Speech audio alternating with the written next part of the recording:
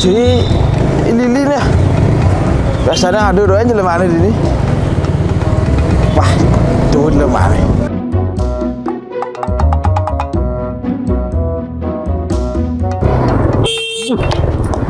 Kayak gini cian. Kayaknya oleh dunia le. Jangan ini cinu mai masih. Bos yang tadi maju ini. Kloset ya nang mana? Yang kayak cinu jangan cang makasih doan tegakan ban cinu mai lo. Jangan orang motor cinu. Kayak gitu bayan. Di cang sekan nagol ke kini awak tekong ngesiapin. Apa ada apa jadi nih? Kini. Engkian. Ya kini ya. Jelek ini lo banjiran. Apa lo banjir? Nanti kita jelek lo banjir. Jangan sekarang nuder lo cing nuder sekarang ya cang nuder lo enggak ada apa. Menurut kayak wah harus cang aleh. Menurut gue doa aleh cangnya. Udah jadi orang lah. Dia kayak gitu orang terus terang doen bajak kedaduanan gini. Sekan sama masalah Cina nih. Kini. Jangan anu Itu yang kayak cakana anu peragat mana anu ke bahasa Cina. Ini jelas nah kan? berhubungan badan. Oh. Tuh. Ada kancang ceru mebu. Nik. Sing. Mon. Terus seru banget itu bonnya. Sing yang nulian bungut bawa kerja cungguh bungut Cina tuh. Sing bungut campur steril. Ada nulian asli nulian tuh. Oh. Itu. Cara mebu di Anu nih. anu itu. Ini paling doang ini kan.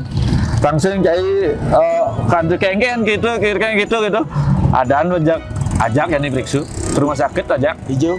Rumah sakit Bangli. Pasti kamu. Udah gudang video tetap kamu. Pasti harus kamu. Karena itu. Dong masa mah guys. Man, ini aja kamu.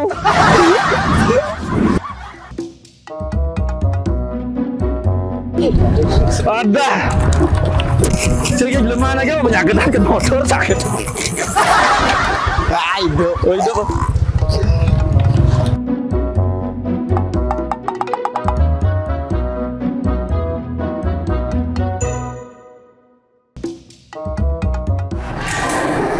Swastiastu Bapak, selamat pagi. Ada yang bisa saya bantu? Oh, Tiang mau cari dokter spesialis kandungan. Di tempatnya nih? Oke Bapak, silakan masuk Bapak. Main Tiang. Main nang ibu ini. Dikit yang. Oh. Swastiastu Pak Dokter. Nggih, niki tiyang mau konsul Pak Dokter. Teman tiyang wonten keluhan gitu. Tentang haji nek ora. Cang sebelah kuburan naik. Puniki Pak Dokter. Ada macam apa namanya? Anu dok, kan itu dia. Iya. Anu ini mebu dok. Bau katanya nih dok. Napi penyebabnya nih dok. Napi sakitnya kira-kira nih dok nih. Ini keluhannya keluar keputihan gitu ya, keluar keputihan. Jadi, Ada putih itu ada. Apa berarti lo kurang nawayan? Hidungan nyamsat dan Keputihan ada. wah keputihan. Lihat tuh.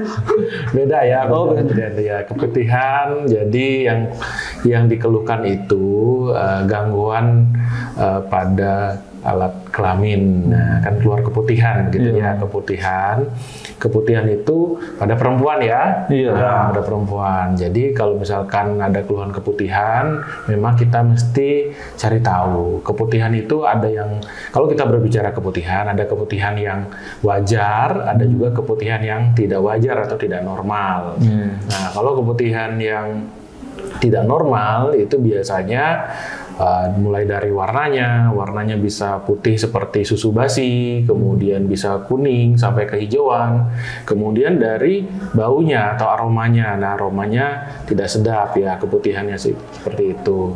Kemudian bisa juga kadang disertai dengan gatal. Kalau misalkan sudah ada gatal berarti sudah ada infeksi jamurnya biasanya seperti itu. Nah, tapi keputihan juga ada yang tidak normal yang berkaitan dengan kondisi yang lain. Contohnya karena keputihan itu disebabkan karena lesi prakanker istilahnya. Mungkin pernah dengar ya, atau kanker serviks. Nah, jadi ada hubungannya berarti itu dok? Iya, ada hubungannya. Jadi ada keputihan yang bisa menjadi tanda atau gejala munculnya lesi prakanker di serviks atau mulut rahim. Tapi lesi prakanker ini bukan kanker ya, jadi bukan berarti begitu keputihan langsung berarti kanker. Nah, nggak seperti itu. Bagaimana taunya? Tentunya dengan melakukan pemeriksaan. Jadi, apakah ini keputihannya memang masih wajar, keputihannya karena infeksi kuman, atau keputihannya karena lesi prakanker serviks atau kanker serviks yang saya sampaikan tadi, seperti itu. Begitu kalau untuk keputihannya ya. Nah, keputihan yang normal itu warnanya biasanya bening dan tidak terlalu mengganggu biasanya gitu. Jadi baunya amis ya. Nah, kalau baunya kalau baunya wangi ya dokternya bingung juga ya. Nah, itu tuh aneh adanya. Itu warnanya Man? pink dog loh. Oh, pink dog. pink dog ya. Kalau untuk cowok ada biasanya keputihan dok? Enggak ya. Kebetulan keputihan itu dialami oleh perempuan, jadi perempuan wanita ya. Ini ki soalnya terputih-putihnya kalau gitu. Gitu ya. Iya. Biasanya kan keputihan kalau misalkan keputihan yang tidak normal kan diobati, tapi beberapa kondisi memang ada yang tidak perlu pengobatan. Seperti itu. Berarti untuk lebih baiknya kan diajak sekarang istrinya untuk periksa kesini kan kita dok. Betul. Mesti dilakukan pemeriksaan untuk memastikan apakah keputihan ini karena infeksi atau karena hal yang lain. Bisa saja keputihan itu menjadi tanda awal terjadinya prakanker serviks atau kanker serviks bahkan seperti itu. Gitu. Nah, jadi gini kan, ajak urun bawa emang ya. Iya. Bermasalah Supaya diperiksa. Langsung taruh jangan lianan gitu awak. Nah, kalau bedik kan lah awak ini penyakit sih kuburan awak ya. Ini kalau kadang yang pamit teman dok yang mau ngajak istrinya. Baik ya. Ini dok yang pamit teman dok semua dok pamit. Terima kasih Maling. Mayan ajak kuburan awak aja nih yang. Baik, kalau berbicara tentang kanker serviks, jadi ada dua hal yang kita perhatikan. Yang pertama adalah pencegahan, kemudian dan deteksi dini. Nah, sebelum melakukan pencegahan, biasanya kita melakukan upaya deteksi dini. Deteksi dini yang dilakukan itu bisa dengan pap smear, bisa dengan pemeriksaan IVA, bisa juga dengan pemeriksaan HPV DNA ya yang paling baru. Kemudian upaya pencegahannya salah satu yang biasa kita kerjakan adalah dengan memberikan vaksinasi kanker serviks atau vaksinasi HPV yang biasa dilakukan di beberapa fasilitas kesehatan.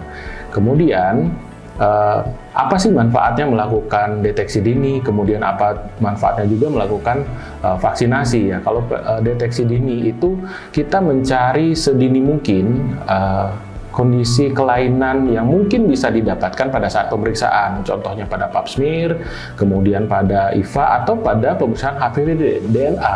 Jadi pada HPV DNA bisa diketahui langsung nanti apakah ada DNA si human papilloma virus. Seperti kita tahu, kanker serviks ini kan disebabkan oleh virus human papilloma. Jadi pemeriksaan salah satu yang dilakukan itu contohnya adalah HPV DNA, itu bisa mengetahui adanya DNA si human papilloma ini.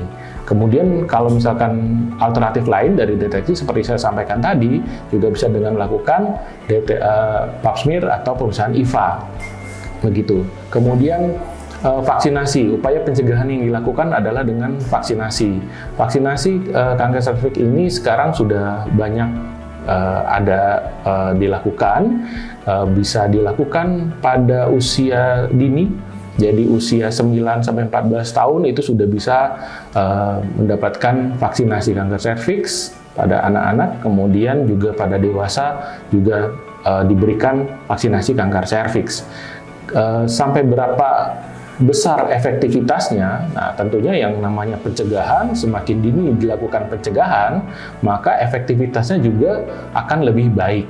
Jadi semakin awal ditemukan masalah yang bisa antisipasi, maka kedepannya kemungkinan untuk terjadi masalah itu pun akan lebih mudah untuk kita antisipasi.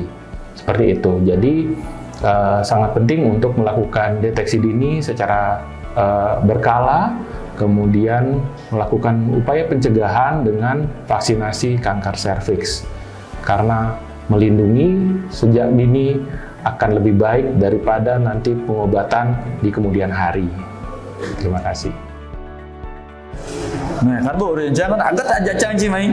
Jadi saudara di Rumah Sakit Umum Bangli Bu ada jadi pelayanan ini untuk apa dok meriksa keputihan itu.